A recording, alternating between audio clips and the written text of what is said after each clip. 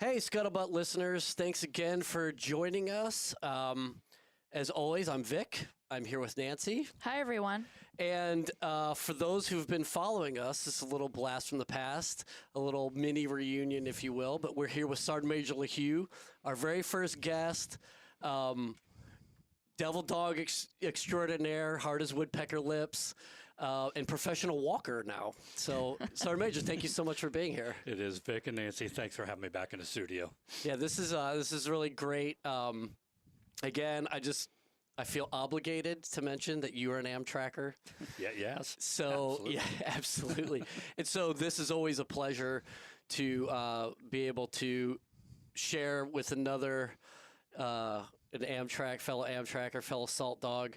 So again, thank you so much for taking the time Thanks to a lot, be here Vic. with us. And so so we're here again, and this is so great.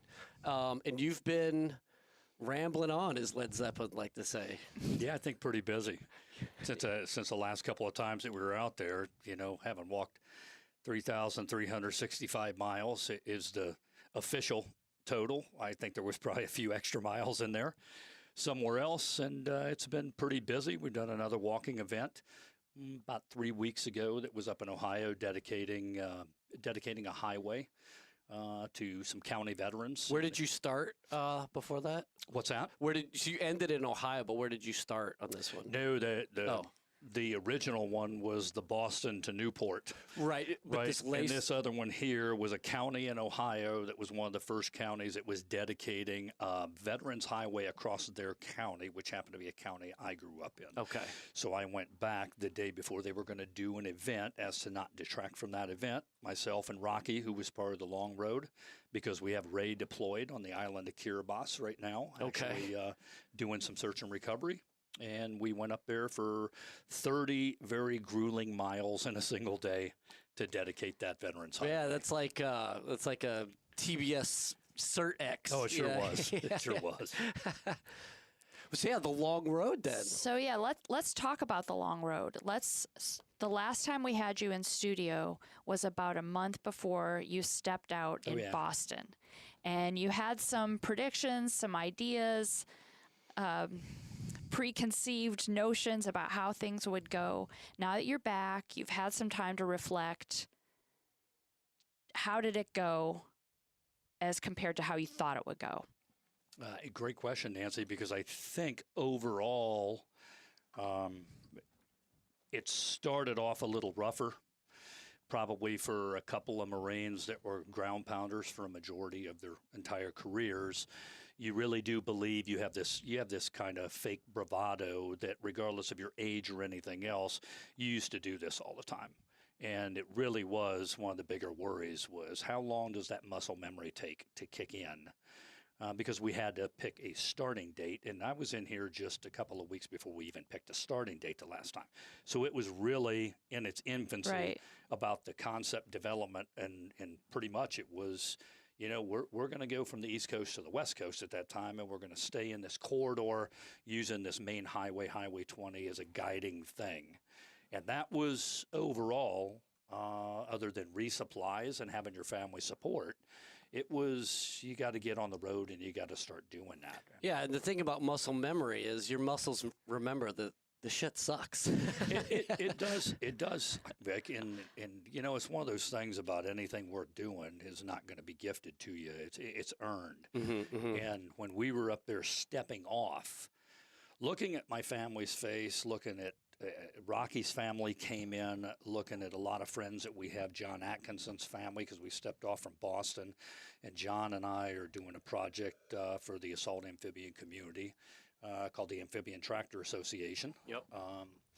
So we were all there, and one of the things that's funny is everybody wants to be supportive, but if you know your friends and you know your people, you can read their faces. Yeah. Oh, wow. And when you're stepping off from a parking lot at 8 a.m. and your family's standing there and they really see you leave, right? Whether it's your grandson, and your grandson probably doesn't know what's going on, right? That's just grandpa. He's just going to walk around the corner and we'll pick him up. Yeah, right. So you're a kid doing that and everybody else, and we kind of laugh now Because as you follow up with that, you get to go and ask people. So tell me what your thoughts were when we stepped off and going. And I will tell you, not ashamed, 9 out of 10 people say, we didn't think you'd make it. Really? Yeah, didn't think you'd make it. One in the best shape. We were both a lot older. And that's a long way. And the weather was and the insane weather is this you're year. going to cross 12 states. Yeah. And you're going to have to do it through multiple elevations, climate zones. And a lot of your friends and a lot of people you see online are, it ties into the fundraising. Why early on you get a little bit depressed because the funds aren't coming in conjunction with what you're doing. So you're sitting in a cornfield somewhere, both looking at each other going, we're giving up family time that I can never get back in my life. But the funds and the messaging aren't matching what is going on. Right. And I think back to your original question, I probably or underestimated when you go out. Everybody has their thing, but your thing may not be someone else's thing. So just because you're doing MIAs or it's Marines or it's something like this, you kind of think a lot of the information, the support will come faster. Or there's a Marine every 5 houses across America or something like this, right? But they all have their own thing going on that day, and they're all going to work that day. They got to pick up their kids. They got to do that. And as you're progressing through 1, 2, 3, 4 states, people are also looking that is paying attention, and they're also starting to go, hey, wait a minute. Maybe they're not going to stop. Hey, they just made it across another state. Oh, my God, they're to Ohio now. Once that started kicking in, what I did not expect rapidly started to happen of how fast that bow wave can turn real quick from sitting in fields questioning the validity and everything of this to, oh, my God, I cannot keep up with the public relations, with the offers of support. And we're talking about 4 states in. So we had 8 more states to go. So once we got to about Ohio, Indiana border, is kind of when the news media that was in the East started catching up with Middle America. And then roughly about the time that I went and threw out the first pitch for a White Sox game, and everybody, a stadium full of 44,000 people were saying, who is this guy? And, oh, my God, these guys are walking across America. And, oh, my God, he threw a 79-mile-an-hour strike right across the plate. We got to get a video of that, by the way. That needs to be part of our catalog. So I think, Nancy, that is For sure. That's 2 very good things right there. To answer that is the original thing you thought it would come faster, right? And it didn't. So then you really have to power through every day. And like you were talking about, the suck factor, Vic, is originally we started with, we're going to start with what we have, do what you can, go as long as you can each day, X amount of miles to do that. And you figured out within 2 or 3 days, this equipment's not going to work. These shoes aren't going to work. And you're just throwing things off the wayside. But sometimes you don't have a supply point or you don't have something coming for another 22 miles. So you have to adjust your speed. You have to adjust according to rain, according to temperatures. So once you had a start and an end goal and you had a time frame to do that, it was difficult, but a lot easier to regulate each day on how far you have to go, what break you can do, or how much rest your body is going to have to understand the shock that's going on right now. I apologize for sort of forcing a rewind here, but for our listeners who maybe aren't even aware that this happened, going back to your question, Nancy, like, what was the impetus? What was the mission of this walk? This wasn't just a couple of old leathernecks deciding, hey, from Boston to Oregon would seem like a cool idea. What was the driving force behind this, or what was your end goal or your objective as you guys started Absolutely. off? Good circle around. So you have 2 really quick things, and they tied in together. Is one, when we were in here before, we're still coming out of COVID. Yep. And the world's waking up, and we have an overseas business. For about 3 years, that got shut down. Yep. This is History Flight. And the biggest thing with History Flight was we had a lot of great momentum going in 2019. Sure, we had absolutely. a lot of recoveries coming. What I talked about with the long road, about people knew the message, people were there. It was on point. And then COVID just destroyed every bit of that. So in order to rebuild X amount of years that it took to get all of that, I started to come up with how can you get a message out that is different? Because everyone in the world's trying to get their message out right now about, I need to restart my War Dog Foundation. I need to do this. How does it not get lost in a thing? And then secondly, it was a trip to the post office in Fredericksburg, Virginia. And I walked down to mail a package and noticed a tattered POW flag that was flying outside the post office, which is not indicative of the Fredericksburg Post Office. They're really right. So it was, walked in, talked to somebody. And I just asked them, could you possibly please replace the flag that was outside? And she had said, very nice, it takes a while. We have to order. And I understand that, being an organization. Well, I have 3 or 4 of those up in the office I keep to be able to give to somebody. And I said, I'd be more than happy to give you one that's here. And we engaged in a really brief conversation because she was very intrigued about why it mattered to me about that flag out there. Interesting. Because most people talk to them about the American flag if it's tattered. They don't discuss the black flag that is underneath. She really did not understand the context. She worked there forever. And I think for the most part, within the American consciousness, we associate POW MIA with Vietnam. You do, and that's exactly right. You know, one, Rick, because America's longest wars that you and I participated in, we brought everybody home. And secondly is we didn't bury our people on foreign soil. This is the first war. You know, Gulf War even had Scott Spiker disappear and a few things that were here. This truly was the first large-scale American war that there was nothing coming home on the television sets saying, your neighbor is missing in action. This person is here. No one's glued to their TV looking for their So we have now grown a generation that has lost the context of what that flag represents in America. And then if you do remember, at the same time, we had an administration say, I'm going to move this off the top of the White House onto the lawn. And to a lot of veterans, they're like, that's preposterous. And now that's back on top of the White House to show it's the only flag. When people really wrap their head around, outside of their own state flag, this is the only flag in all 50 states across America that is authorized to be flown underneath the American flag. Now, if you're in your own state, you have your national, you have your state colors, you have this. This flag is flown on every post office, federal building, and that underneath the American flag. And we have 350, 400 million people that look up every day and just go, well, I know what that top one is, but I'm not even going to ask what that bottom one is. They could fly anything.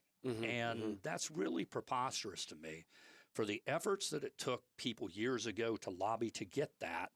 And for that to have that national level of importance, but not have that national level of visibility anymore, was the main reason that Rocky and I reached out to him and I said, we have a window because we're going to be back in the field pretty quick.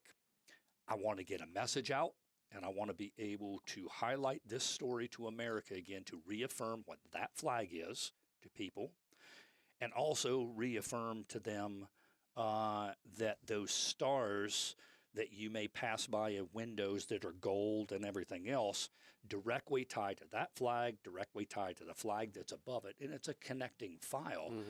And it's who we are as America since 1775. Regardless if you're black, white, Puerto Rican, Jew, Democrat, Republican, that is the one true non-polarizing flag that is there. That even people who are very polarized, Nancy and I have talked about this, because even people and neighbors who are rabidly opposed to each other politically across 12 states, we saw no one come out to protest that flag.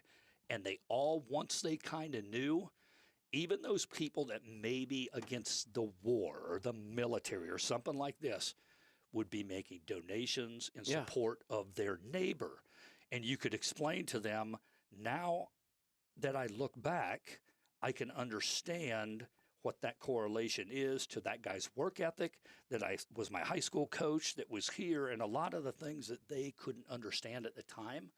Maybe you just didn't have the perspective when you're younger, and nuggets, and we've talked about that in previous podcasts. It's why you and I keep old books. Yeah. And I read the same book almost every decade because I get something different out of that when I'm 50 than I did when I was 20. Absolutely. And so to be able to do that across America and basically be like an MIA minstrel, to walk every foot from coast to coast, the conversations that you had with people started to take on a life of its own, because this town would then start talking to the next town. And this post office would call the next one about their POWMIA flag. And this just started to not be a burden like it was when you start original things and you don't know how to do it, you don't have the resources, but you just get out there and do it. Then this started crowdsourcing across America to where I could honestly enjoy walking across the beauty of America, because you're not putting this whole program together because it's doing itself for you. And that was something, so I have the benefit over everybody listening that you and I have had a chance to talk about this already. And if anybody wants to read more about the long road, the walk, what you did, the May issue of Leatherneck has an article about that. But one of the really interesting things that we talked about, and I keyed on a little in that article, is that crowdsourcing that happened and how it snowballed very, very quickly on your Facebook group, where I think your expression that you used was that it was a community bulletin board in the very best sense of that phrase, that people were not just helping you out as a walker, but they were helping each other out. They were helping each other support you, and how incredible that was. It really showed the best of America, the best of Americans. Did that really surprise you? It did, because I called up Mike one day and I said, I don't know how to do this, but we got to get the word out somehow that we're doing this. And this was probably May of that time frame. And I sent him a snapshot and I said, add yourself that's on here. You'll be the third person. I think I just created a Facebook group to do this. And I can still remember it has 3 people that was here. Now, when you're talking about 15 to 16,000 people rapidly starting to go after that fourth state, remember, is they don't know. Now the crowdsourcing's talking to each other. And then all of a sudden it's hundreds at a time, not just a single. And as Lindsay aptly said, now they are early on, it's me going in there saying the same thing 25 times over, and right. you're getting frustrated. I remember. Right? And you're putting public service announcements. Then it started to be other people going, if you read on this day, he already spoke about this, boom, boom, boom. And then that started to maximize or minimize the stress and the impact on that. And that crowdsourcing for good, a lot of people are very apprehensive about putting open Facebook groups that aren't controlled content. You know, I was told numerous times, don't do that, because you'll have people hijack this. You'll have people do this. You can go on there almost 9+ months. It's still going on now. Yes, it is. And that is a Facebook group. You will not see a single negative comment. You won't hear people yelling at each other. You won't be, who do you think you are, commenting on something. It's beautiful. It's incredible. It kind of reminds me of the small town neighborhood barbershop or beauty salon, and people just still posting positive messages or hello or hey, I saw this, I saw the article, or I told somebody about this walk. It's surprising because it's not political, or there's no antagonistic behavior on it at all. It's actually really a pleasure to go on there every now and then and say, and take a look, see what people are saying to each other. And I think what's the most surprising is I thought on December 17th in Newport, Oregon, that page stopped. Mission's done. Right. I don't have to upkeep anything else. And then It's like 2 weeks later, it's somebody gets on there and we really miss you guys. And what are you guys up to now? And all of this. Right. And now I feel the need of we're maintaining this page. And we may not be out there walking, but the page has taken on still this positive life of its own of people on there highlighting their own communities to other communities and saying, hey, you just walked past our community, but come on next door if you want a really good time. Oh, it's a great thing. And so why a walk? Okay. Absolutely, Vic, because everyone drives across the United States normally once in their life, or they attempt to do that. Some communities never leave their communities forever. It's out there. You find that. Everybody does that. There's a handful of people that ride their bike across there. Right. Or motorcycle. Right. No one walks across the United States. And everybody who normally walks across the United States, people look at them like they're homeless. There must be some, you've lost your house, or there can't be a purpose. Or they're looking for something. It's like David Carradine. They're wandering the earth looking for the meaning of life. So people can't put two and two together because in their head, a majority of people don't like walking to the end of their driveway down the street. So they cannot comprehend 3,365 miles. Or they won't even walk to downtown Fredericksburg or walk across this base because it sounds exhausting to them. So when they look at that, I don't think anybody looks at it as a feasible option because it also takes time. Yeah, well, for those of us who've done cross-country PCSs, that's a brutal 3 to 5 days, whatever your pace is. And you don't really see anything. You stick on a blue interstate highway, which was made to bypass all these small towns, and you don't really get to see the real thing of America. When you walk across a U.S. highway that is not a blue highway because it's illegal to walk on a blue highway. So Highway 20 is the longest coast-to-coast highway that you actually can traverse by foot. And it starts taking you through what we were doing a news interview one day, and Rocky just said, I was surprised, my jaw hit the deck, because Rocky's a man of very few words, and his words matter when you go out. You're sitting there, and he said, this is the bones of America. I get to see the bones of the greatness of the town to town, from the steel mills to the small little things. And he said, I never got to experience that. Some of these states I've never been to in my entire life, but I fought to defend these states my entire life. And when you see that perspective, Vic, it really does take on a life of its own about somebody's why. Why would they do that? Right. It was such just a Goliath idea, and to see it come to its conclusion now, I mean, it's just got to be so rewarding. I mean, you've had so many of these sort of milestones in your life. I mean, how does this sort of stack up? Oh, I think, well, one, because of the distance and the time, 6.5 months. When people truly do, they overstate these once-in-a-lifetime events, right? Okay, you go to Devil's Tower. You go say, go to the Grand Canyon. That's a once-in-a-lifetime event. No, it's really not. You can get in the car and get there. You can go back. This truly on an epic scale, because it takes so long. It truly is one of those. You're not going to turn around and ever do that again. You may go somewhere else, or you may want a different thing, but nobody would ever repeat that again because it's hard. It is time away from your family. I think that's the biggest thing is there better be a really good reason to do that. If you're willing to give up 6.5 months of time you will never get back with your family, or you will never get back with your friends, or you will never get back to do other investments or other things that you're doing. So that importance, you only come across a couple of those things one time in your life. And I think the epic scale of that still, the gravitas still, Vic, has not hit me at all. Yeah. It's like we're here a year ago and I didn't even do that. Nancy has done a great job capturing it to remind me that I did do that. And I had told her, I took 11, 12,000 photographs that are out there. There might be 25 of those that's online floating around, but you're talking about that kind of epic scope of every single town we walk through has a photograph somewhere.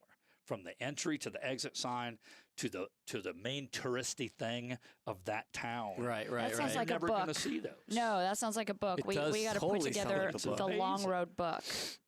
That would be amazing. Yeah, I mean, even if it were just sort of a photo tour of America. Yes. I mean, all of the largest balls of yarn Yes. and the Yes. mud house, from so and so, or like, And that muscle memory you and I talked about, Yeah. right? It works in reverse as well. So when you take a little bit home by Christmas and you get home and Yeah. you sit down for a couple of weeks and you do whatever, right? I'm not going to walk. I'm not going to do anything. You go through, it's like when you retire from the military for the first month, I'm not going to do whatever, right? Then you strap on the pack because you're like, I kind of want to get out and do something. Just go throw some clothes on, you go and you do like a little 5-mile walk downtown. Just in about 1 month, your feet will start burning again. The blisters will start coming back. Your muscles will hurt because I think in my case as well, personally, I think it's your body also going, wait a minute, are we going to do this again? Is this happening again? Or do I need to stop you and remind you of certain things? Right. And I think we all have those indicators in our lives, whether it's the people around you that says, hey, wait a minute, is this a one-time thing? Is this going to do again? Or it's your own body that does say, okay, maybe 1 3,000-mile journey is enough. Can we carry the same message and do something a little smaller in segments? So that muscle memory kicks in before, after you've had such a long break, it takes a long time for your body to figure out what's going on. Yeah. And then after 3 or 4 weeks, you rapidly, like in a person that goes to the gym successfully again, you do start to see the changes. And then in the reverse of that, how fast, if you don't maintain something like that, how fast, even when you were getting excessive with age, how rapidly that decline can happen again. Yeah. So I think we put the fluoride in the water. We used to try to tell the Marines all the time, it's easier to maintain than to rebuild. Yeah, absolutely. It is. Well, and this is going to be a huge rabbit hole, but it just makes me think. I mean, especially with your participation in History Flight, obviously your own personal actions in OIF 1, as we are going to be airing this on Memorial Day week, and we're on the heels of PTSD Awareness Month in June, that sort of allegory of muscle memory that you just mentioned made me think about what all the folks who are experiencing post-traumatic stress go through as well, where it's this thing where your body immediately takes you back to that place and then reminds you that this is something that could potentially do some damage to you, whether it's emotionally, mentally, physically, or mortally. I don't know. What are some of the thoughts on that? It's like, did you have a chance as you're doing this for POW MIA awareness? Were those things that were going through your mind as you're on this 6.5-month journey across the country, thinking about all these places that, because of the long war, you're on the long road, where these scars maybe are going ignored, or I don't know. Am I even making any sense? I'm just sort of... Yeah, and that was one of the original things of selecting Highway 20. It was America's longest highway. I've been told numerous times, Justin, there was shorter ways to get from coast to coast if you want to do something. But that wasn't the point. That wasn't the point. And well said, Nancy. That was not the point. And so you instantly know you're going to have to embrace the suck. You're selecting the hardest route. And the hardest route is Highway 20. At the time I selected that, it was 20 years since 9/11 when we were going to start doing this.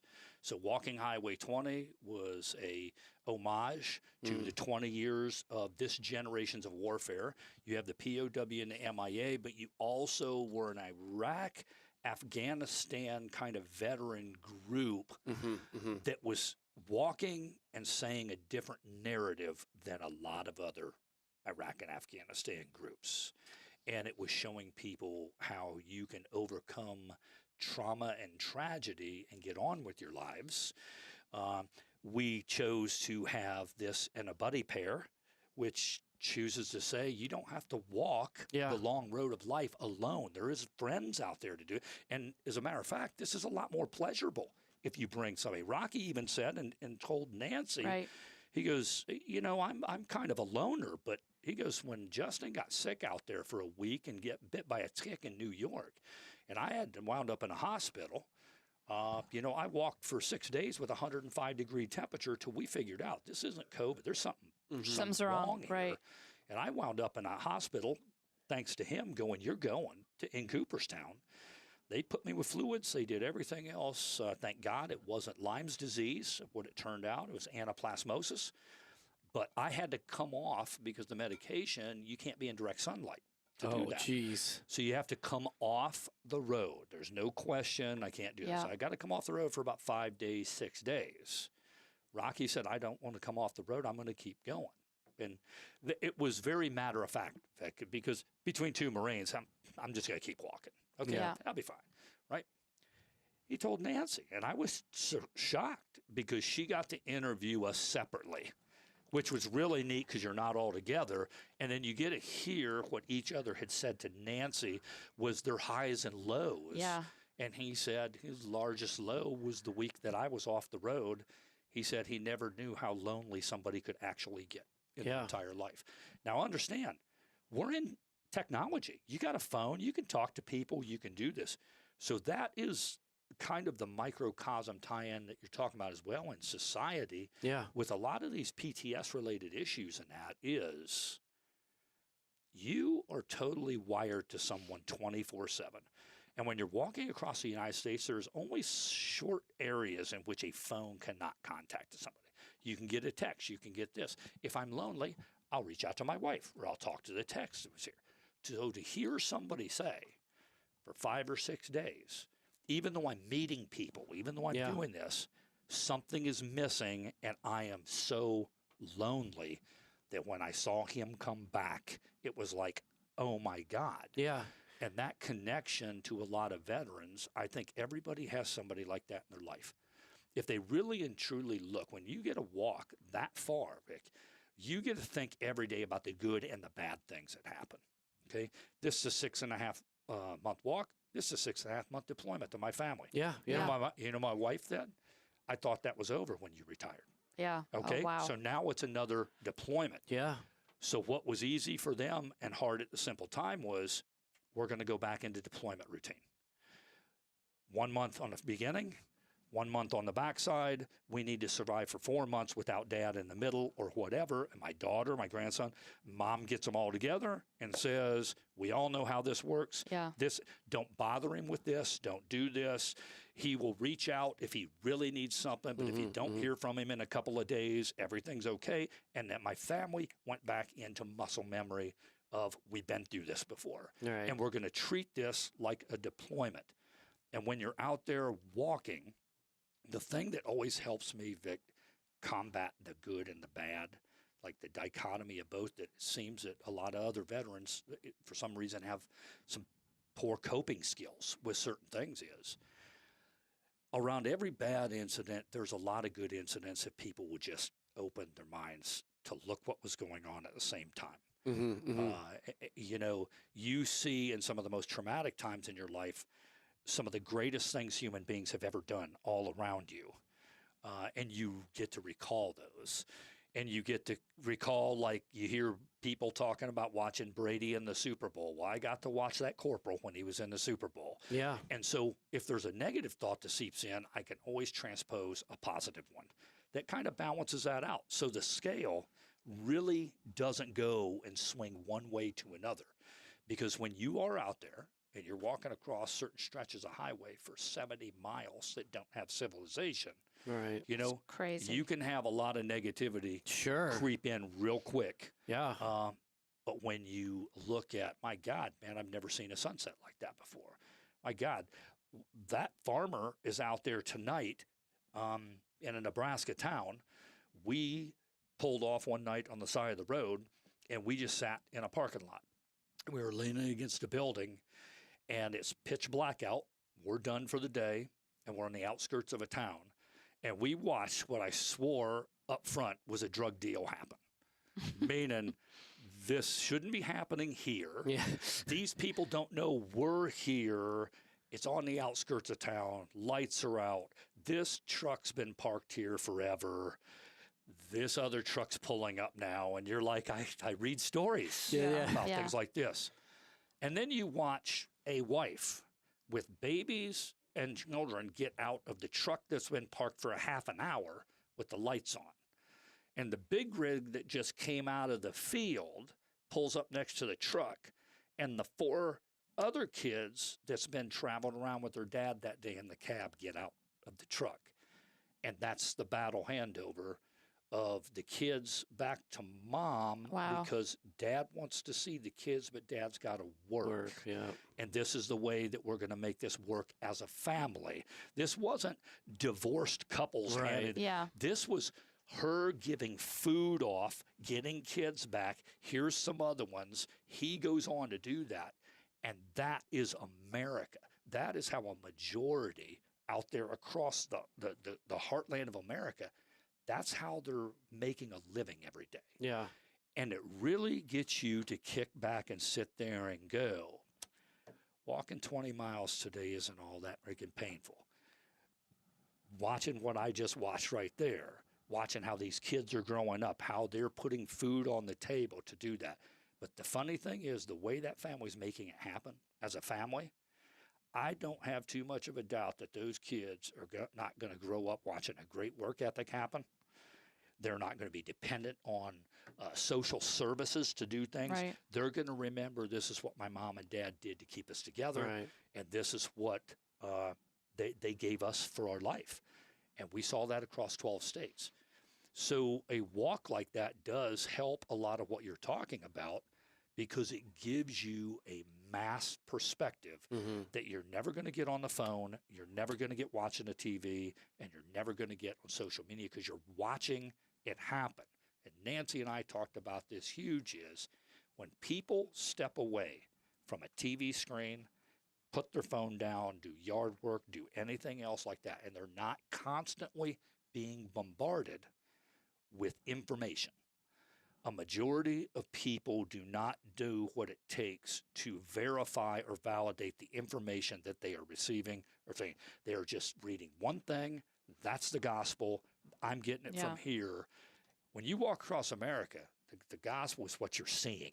Yes, you're not being fed. You're no longer being fed a narrative. You're seeing these stories. And the narrative is quite different from what you're being fed. Yeah. And you're finding out that 12 states that are being told that they shouldn't like each other, 12 states that are blue states, or I'm a red state or anything. When you walked across 12, other than different dialects, demographics, and things, you found so many more similarities between all 12 states across America than you've ever been told or you're reading about. Everybody is sacrificing every day. Everybody. Like when you realize you're not the center of the world and everybody else is just trying to get through the world as well. You're talking to an award winner. I think it really does. You know, and I'm a 53-year-old man now, so maybe I have a more voyeurist, perspective with, I want to see things a little bit more on a rose-colored lens, but no, it really, you looked at it through talking to high schools that would let schools out because you're walking through their town. And you're sitting here like, I'm just walking through your town. What do you mean the whole school is waiting 3 miles up the road, and we didn't even tell you that? Yeah. And they bring the children out, and they're waving American flags, and they're doing this, and you're being told that there's no America left like that anymore. Oh, yes, there is. Yeah, yeah. So along with your original message and mission and reason for taking this walk, is that a new message that you're also now carrying forward? Absolutely. And that's why that Facebook page is still going and a few other things. And I believe truly, Nancy, this is why people don't want this to stop. This turn into this, that was the biggest shock of it. I thought, I'm going to walk across something, one and done. It's going to raise some money, get some word out there, on to the next thing. I've got other things going on as well. But the reach back of people that don't want the message of that to stop and saw the 6 months of goodness that's being posted and not contentious. And there are people taking vacations now to some of the places that they never knew about that they saw on our Facebook page. We're going to go visit this. I love that. We're going to go do that because it's something that inspired them to say it mattered enough to these guys to walk 3,365 miles. I got 2 legs. I may be hurting today. I mean, one of the greatest things I ever got out there, Nick, was on a really bad day. I had a guy reach out on Messenger and said, no, actually put it on the page. And it said, I've been following you guys for months now. That was here. And he put this testimonial that was there that basically said, about a year ago, I'm on 17 medications. I am disabled. I use a placard. If I go to the store, I always park at the closest parking spot to the door. And he goes, I'm in poor health. This is not going well. And I started watching you guys. And then they started reading the backstory of the combat trauma, the deployments, these are disabled veterans. They're out there doing this. That pack has got 40 pounds in, and I know it hurts them. I can't even walk to the mailbox. And he said, I figured if they can do it, I can get my shit together too. Yeah. Because he was so proud about being in the military. And they always say that, you know, these were these greatest days. Like we'd said before, some of the worst days of your life are also the greatest days of the people.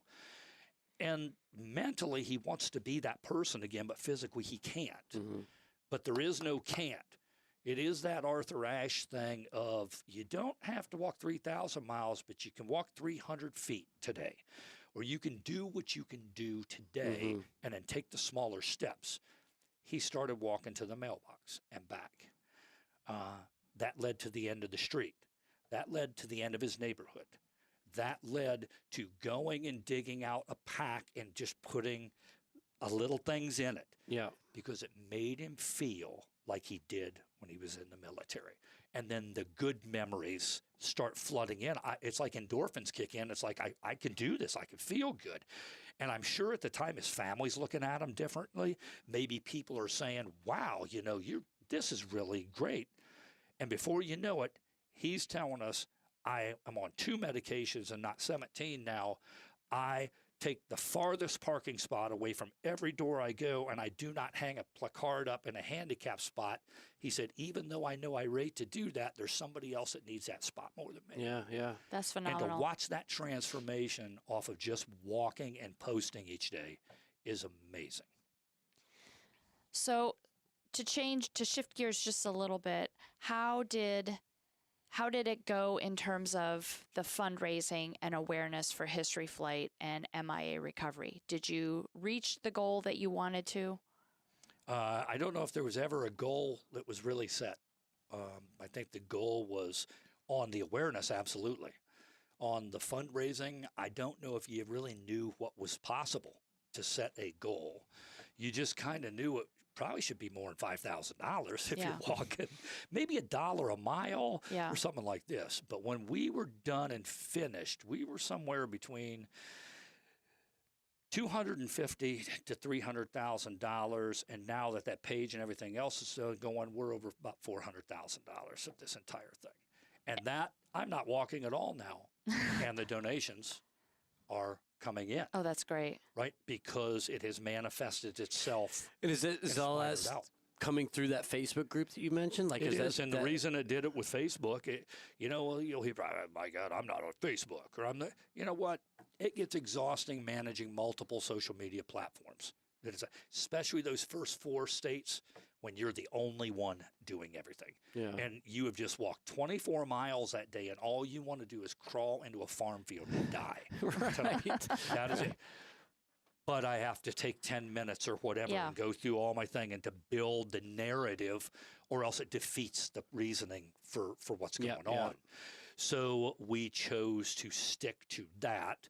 And then that page hung the websites for multiple donation platforms Okay. to operate off of. So it was easier to feed through that. Yeah.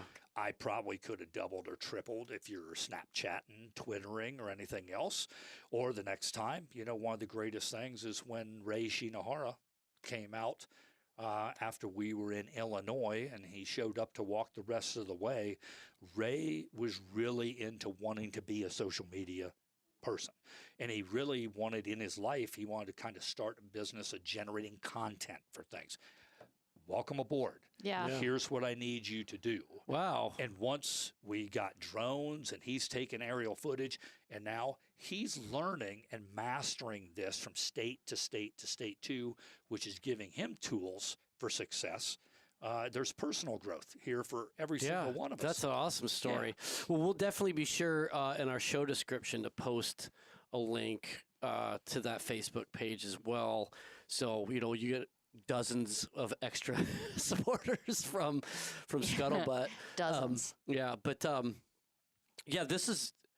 It's such an amazing story, like all of the sort of inroads. So I guess I don't mean to cut in, no, but go like ahead.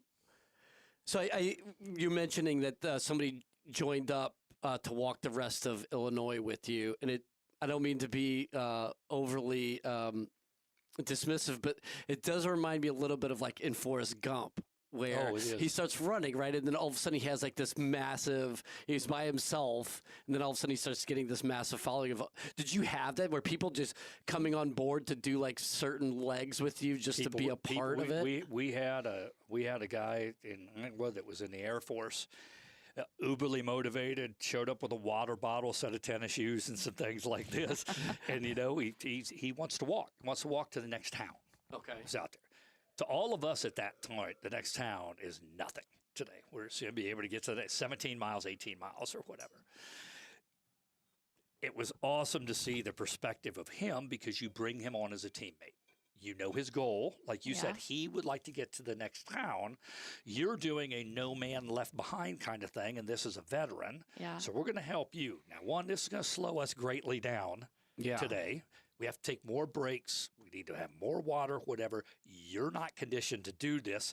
So now it's a liability thing, too, is you gather the troops together. How are we going to handle egress? What's our CASEVAC plan? Yeah. You got the thing. You get my attention. You do. And that kicks in, right? Your training kicks in. And it's like, okay, stop. We're going to do a convoy brief right now. And, okay, do you have this? Who's watching this? Who's doing that? And then everybody else, you're the point man. Start moving out, and you're going to keep the pace. So, 17 miles into there, you could just tell the tears in the eyes, and you could just tell the blisters in the feet and everything else that's here. And we sat against a building that was over there, but you could also just see such a sense of accomplishment that was, you guys didn't leave me. You didn't treat me like, whatever. Yeah. We got to know who he was. You get to know all of that. And we had numerous things. Rocky would tell why I was gone. There'd be one or two people who would come out. And he said those were the great days. Somebody would come out, and there was a guy that came out 3 different times when he would be walking and would walk with him for the majority of the day, and then that guy would go back to work to do that. Ray was a completely different story because my good man Rocky here withheld a little information. And the information is when Ray's going to join, and Rocky is kind of a mentor to Ray. So all 3 of us were in the same regiment. I'm the regimental sergeant major. Rocky is my right hand. He's the headquarters first sergeant. Ray is a staff sergeant that works in the 3 shop downstairs, kind of running the NCO Academy, Corporal's Course, everything else. Ray chooses to get out of the Marines to pursue degrees and a few others. Rocky and I go on to do what we're doing, right? I had not seen Ray since that time. I could pick Ray out of a lineup. Yeah. But there wasn't a lot of large conversations between Rocky and I, even when we're walking out there, about, hey, 100 miles down the road, Ray's going to be coming in or to do this. It was zero till we got in Elgin, Illinois, and I walked out of a hotel that morning just to rig up on that cart, and we're getting ready to go. We usually have go across the street, get some breakfast, Sure. and we're going to start walking. Mm-hmm. And I hear "Hi, Sergeant Major." And I look over, and there's a metal bench with a large pack, and Ray is sitting on the metal bench. Ready to go. And he gets up and ready to go. And I'm like, "Shino?" He goes, "It's me, Shino." I'm like, "Okay." Gets up. Bald head, looking like he got out of a gi, ready to go. Right? Yeah. Not the way Ray looked at the end, because he looked like Lenny Kravitz by the time that we were done at the last photo, but all ready to go.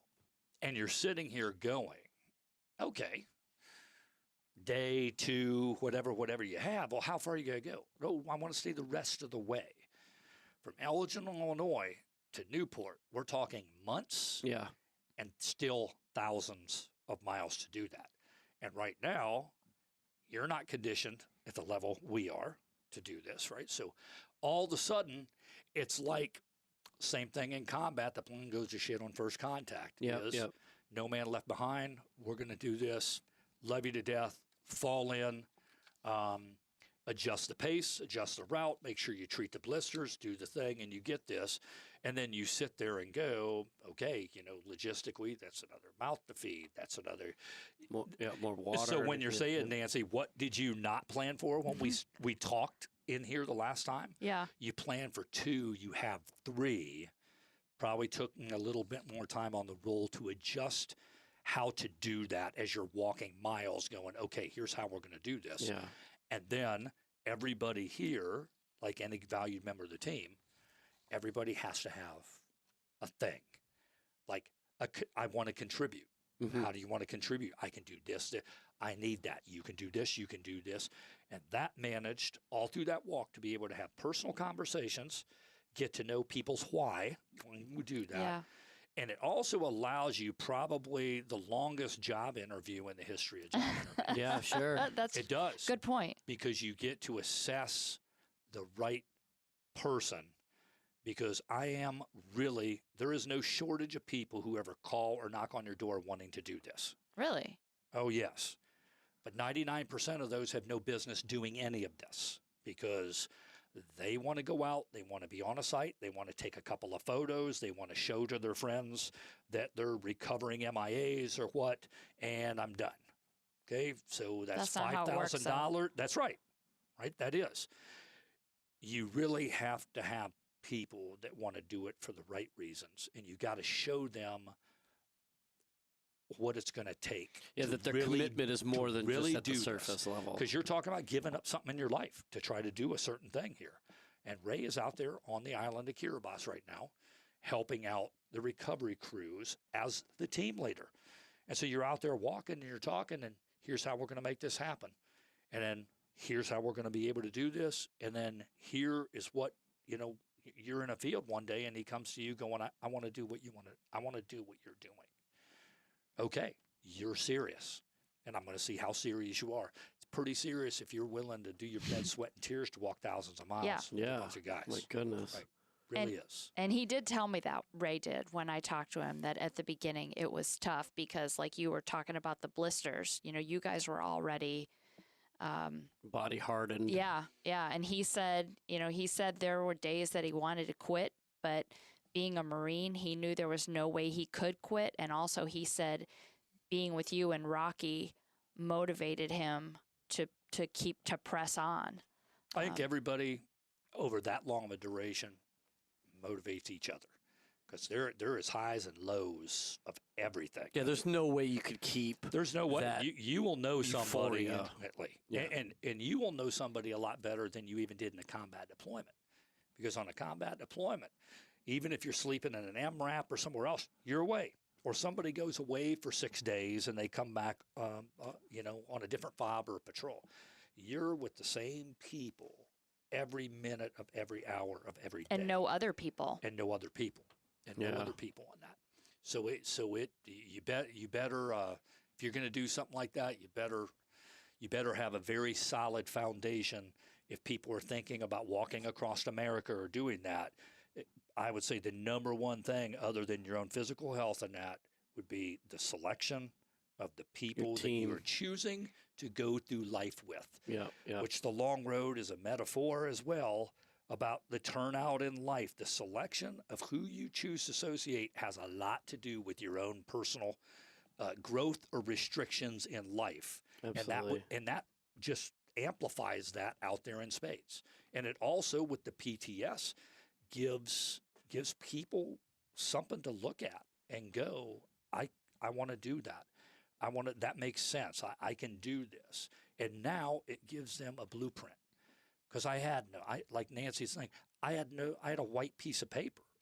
No one had done this. Right. Yeah. No one ever made a cart like that before. I couldn't even find them online, and I'm in my garage modifying two-seat baby carts. Yeah. Am I going to push it? Am I going to pull it?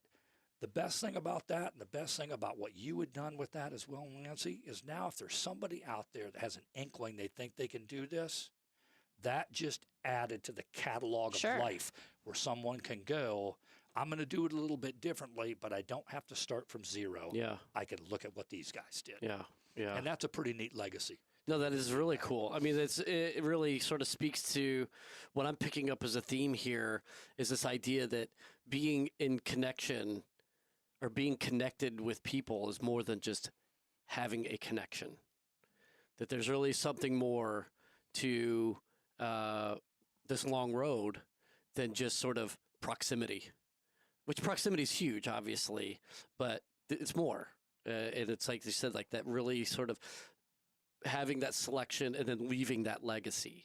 Yeah, and I think it ties into what you were relating with. You know, people have hardships with PTSD, or, you know, people get meeting with suicide that's out here, right?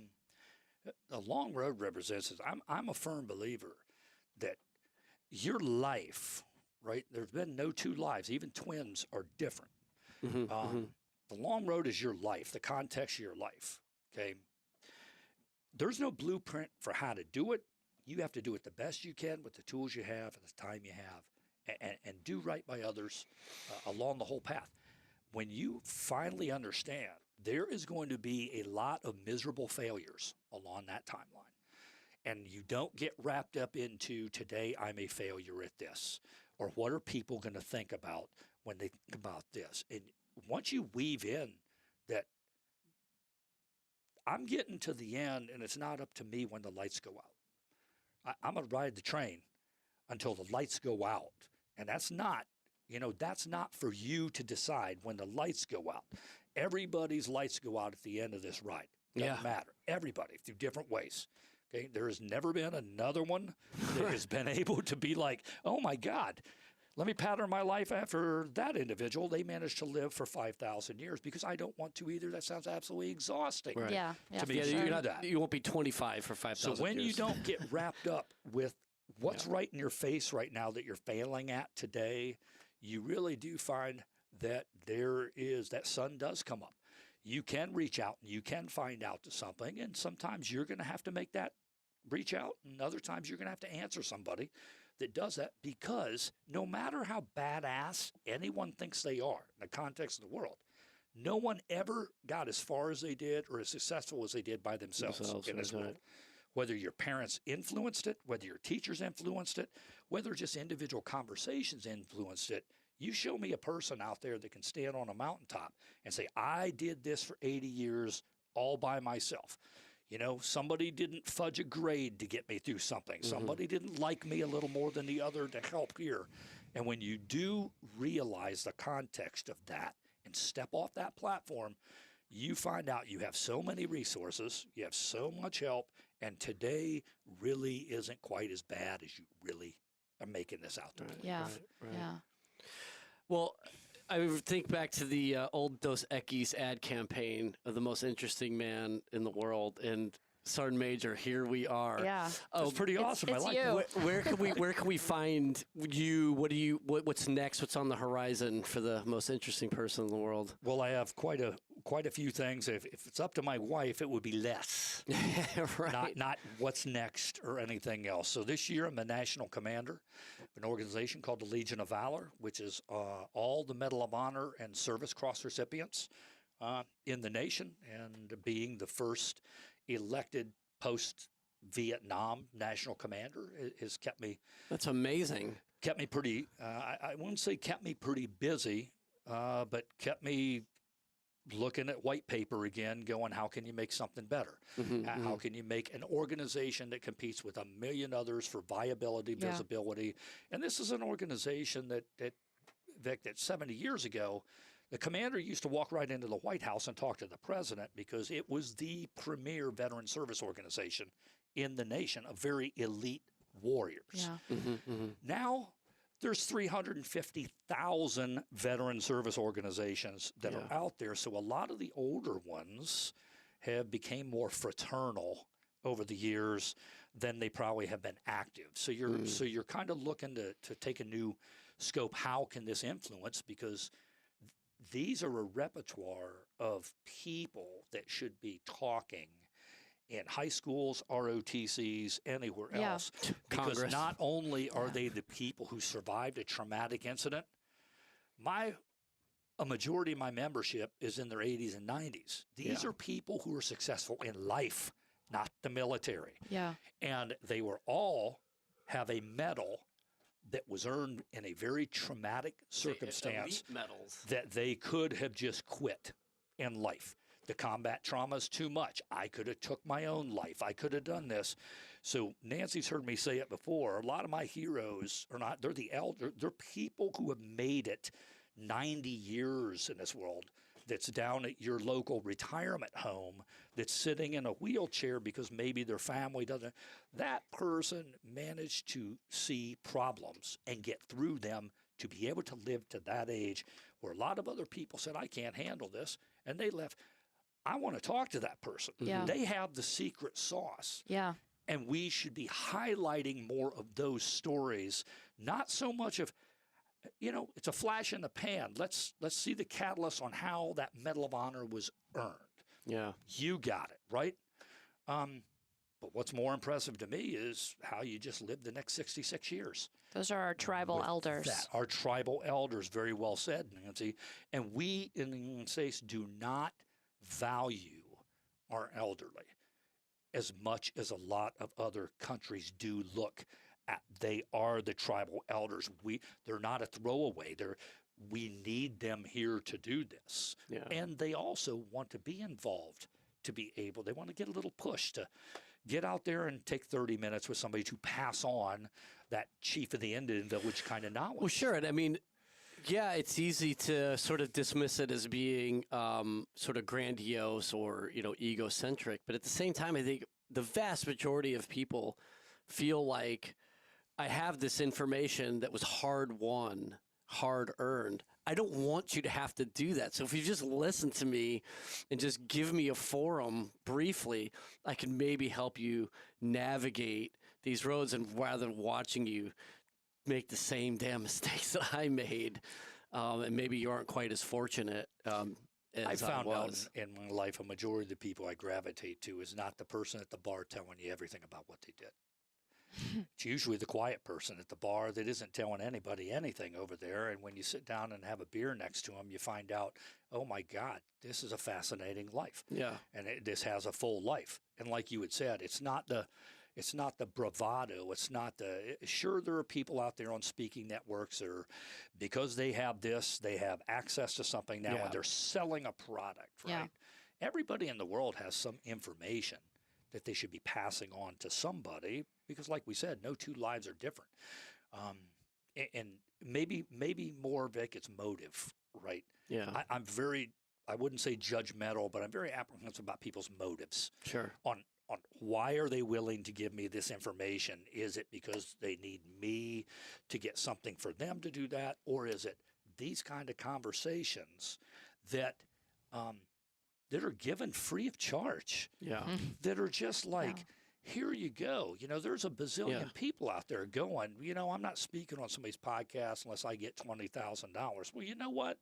Then nobody's going to really hear your message. And if you're doing that, maybe I don't need to care to hear your message, because there is still so much free content generated by very thoughtful people that can lay out. And it's just like it's like a fireside chat. Yeah. And that's what I told you when you first started doing this, was I was so happy to see you all do this, because you're laying out something of value. And you're not telling people, I'm charging you to do this. you can go on and you can listen to any of your podcasts. And I think you're in the 70s, maybe pushing 80 some published podcasts. Yeah, I think we just, we're in even the mid 70s. I think when you're released, I think you'll be around between 75 or 77, somewhere in there. And you and I chatted before I walked in here about the difference and variations in that podcast.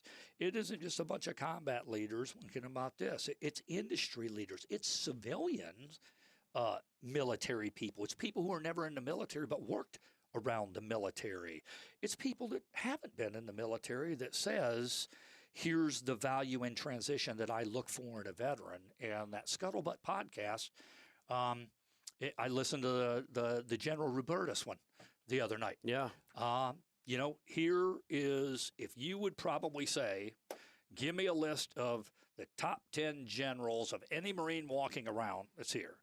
Anybody that's in uniform today that's probably coming from the enlisted ranks, for the most part, are going to say somebody that they recalled or they worked with in the past 20-some years.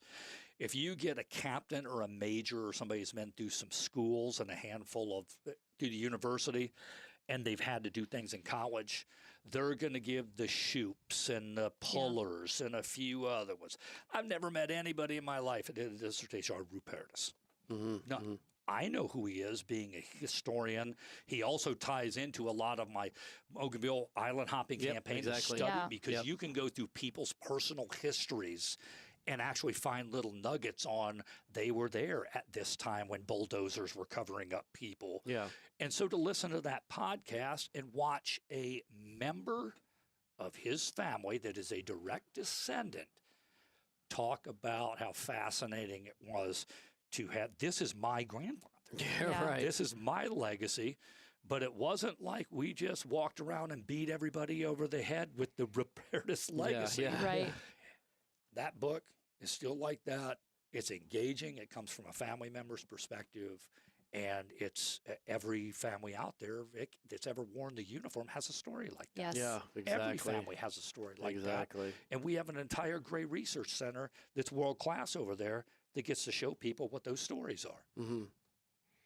Well, thank you for those kind words, Sergeant Major, and thank you for being so generous with your time to come and sit down with us for a little bit. I don't know, Nancy, do you have anything else? I'm just sort of riding cloud nine right now. Yeah, I just want to remind our listeners you can read more about the Long Road in the May issue of Leatherneck.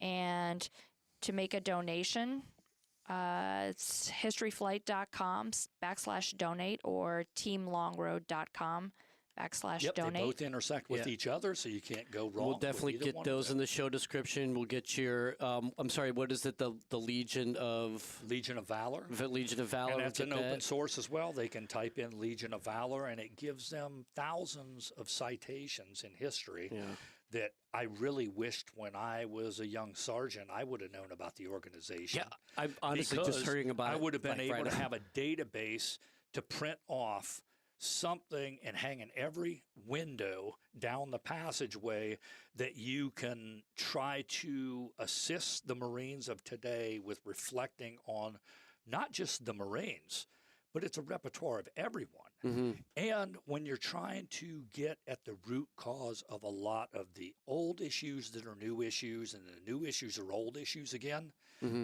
whether it's demographic changes, whether it is male-female, whether it is decade changes on the evolution of warfare, you can type into somebody like me and go, Sergeant Major, I'm a company commander that's here. Here is kind of some of the problems we're having in the thing right now. And I can go like, well, we saw that problem in 1964. I have the perfect person for that. Here's a citation. Here is how an African-American lance corporal in the Republic of Vietnam, who was in an all-white platoon at that time, after 2 weeks of recruit training, and that's, 8 weeks, but he's in country for only 2 weeks, right. And you're dropped into an all, and you're the one African-American kid that just came from the United States that's burning down cities, that's chasing people down the thing, is won't let people sit at lunch counters, and you just managed to be the one to grab a grenade and save that freaking platoon. Yeah. And somehow 8 weeks of recruit training in the U.S. Marine Corps taught that kid to do that. With all of what I said was going on, everything should have said, I'm not doing that. Yeah. I'm going to dive that way, or I'm going to throw you onto there. Man, we're not going to do that. And I have thousands of things from, 1890, from when this is the original VSO of the United States. It is America's oldest VSO. This predates the VFW, the American Legion, and these are started from Spanish-American War, Indian War, and Civil War veterans. And you're talking about, you can order a bevy of time, date, place. I'm looking for something from World War I, and it's all open source behind no firewall that just said, here's thousands of citations that you can just print off that actually is a force multiplier to today's generation, because that's the last thing I would tell you, Vic, is I think I feel, just like with the long road, this real sense of responsibility that even though I'm a retiree, my actions can still contribute or hurt the active duty component on any given day according to the message that I choose to give out there.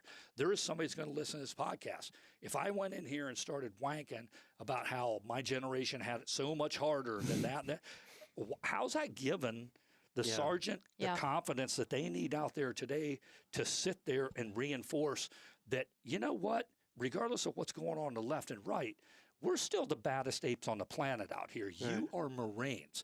And here's the citations from every generation. That's awesome. And, oh, by the way, Sergeant Major LeHew lives just down the road, about 20 miles away or something like that. Anybody friend him on Facebook? Yeah, I saw something on there. Hey, why don't you drop him a line, see what he's doing on Friday? Yeah. And I bet he'd actually come up here when we're throwing everybody around the martial arts pit for a warrior study, and probably just come in, put some things on, say, okay, let's whip it on a little bit, shake everybody's hand, and then actually look them in the face and tell them, thank you for what you do, and don't ever let anyone tell you that your generation is not like the generations before in the Marine Corps, because we need them to be better than we all were. Well, it reminds me of our first conversation we had when you said that you knew when it was sort of time to start getting ready to go, when you were doing your actual primary duties and you're wondering, what the hell am I doing here? But your salve, your balm for that was going down where the Marines were. That's right. And talking to them and like, all right, I could do this another day. Yeah. Just having that interaction with those Marines, those young Marines, just... I mean, how many sergeants major? You just run over to General Lukeman or General Murray, any of them, and just be like, I looked at the schedule. I know there's a meeting. I need to get out of here. Right? And they know you, right? Because you interact with them. And they know you're not leaving them in the lurch. They know it's probably better to let you go do what you have to do. And for the most part, it's better to let you go do what you have to do, because you're able to do what they can't do, because they are leashed to a desk, a schedule, or something, and you are out there as the one that is getting the touch point. You're the one that's out there going, you know what, I thought we had a hard day out there. I just saw this kid get his freaking butt kicked. And I bet he's going to go back to the barracks tonight thinking, I just got my butt kicked in front of 40-some people out here, right? And you just sit over there and go, you know what, I was the first sergeant got my butt kicked by a lance corporal in that same pit, because we didn't do the, what do you call it? What do we call that, Vic? The where it's kind of like when the officers and senior list come out, they get the lighter version. Yeah. You know, it's what is it? The gentleman's course. The gentleman's course, right? No, the gentleman's course was, hey, sir, let's go outside. We're going to get thrown around the McMack pit today. Yeah. You know, but the difference is they're going to be out there for 8 hours. I'm going to be out there for 30 minutes, right? And when you don't ever forget that. But it fuels you because it gives you the perspective you need. Yeah. And it's a perspective you're not getting, right? Because it's not coming to you. You have to go to it. And I get to say how long I'm there. I get to say when this hurts. I get to say that. But it also, at that time, when you were the head of the training and education for the U.S. Marine Corps, and these big rooms are making decisions that are going to take away from that or implement that, or like you and I discussed earlier about wargaming, on 400 series ranges. Okay, what do we put into wargaming that we can still do reps and sets that's down here? That gave you the perspective because your muscles got to feel something again. You got to go out. You got to remember what it was like to have your, when your knees hit the deck, and if you don't know how to properly break fall, this is what that's going to happen. So maybe we don't need to have that taken out of the course to have a battle study for another 15 minutes to do that. Yeah. And those perspectives, I think I'm really proud to say is one of the biggest legacies is driving through Quantico and seeing the fluoride in the water of the time when you were there, whether it's hit gyms on the outside of barracks, pull-up bars, and you're like, I had a little bit to do with every one of those gyms that's put out there. Pull-up bars around here that aren't visible for people, because one night I looked out on my back porch at the old building at Training and Education Command, and I saw a young female Marine at 10:30 at night trying to do a pull-up by herself. I was the only one in the building. Yeah. She didn't know that I was there. She wasn't there showing off. Right. She was there hiding, but trying to get better, because that pull-up bar has no light on it. It's dark. There was only one of them. It's behind our building, and I'm not out in front of where all the things, embarrassing myself for this. And I remember looking out a window, and this is at a time when a lot of decisions are being made on, can she do this? Can she not do this? And I'm getting a perspective of somebody that cannot do this right now, but damn sure she's trying. Yeah. And she's out there at 10:30 at night trying to do something. So I get to walk out, scare the crap out of a Lance Corporal. That's great. Right? And then you also have this, right? People, oh my God, you're a senior Marine, and she could have went back to the barracks and said that, you know what? That's not what's going through my mind. Is that's a Marine. I want to find out why you're there, and how many pull-ups can you do? I can't do any right now this year. Okay, we're gonna do some right now, and you're gonna get up here on my knees and get up on that bar, and you're just gonna go and know what it's like to get your chin above that bar, and you're not gonna be able to do one of these, right? And then you find out, 6, 7, 8 months down the road, that's the girl that's coming over to you to say, I got 7 pull-ups on my test. Awesome. When people are saying that they'll never be able to do pull-ups and different things. And whether your personal feelings, is very adamant. Everybody can go online and find out during that time, what people were saying or what they wasn't doing. You strip that off. The decision is made, and we need her to be just as strong as the next guy. So I don't need her doing, dark pull-ups behind a building. Right. I need her to have a sergeant and a corporal that says, I'm willing to take my time to get you to where you're at. And I truly do believe that across the deck, that's still going on in tank crews. I have to believe that. I have to believe that the jump seat leadership that we grew up is still happening on the ramp. I have to agree that the weapons cleaning leadership is still going on, because that's the leadership that I grew up on that made me able to do what I've been able to do in life. Yeah, absolutely. Well, Sergeant Major, again, this has been so great.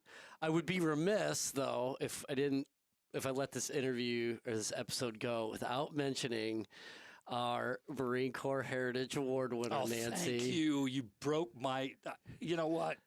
Yeah, so I never congratulations get to surprise anybody because I telegraph honestly, what it is. It's but a I'm huge like, deal. I was going to.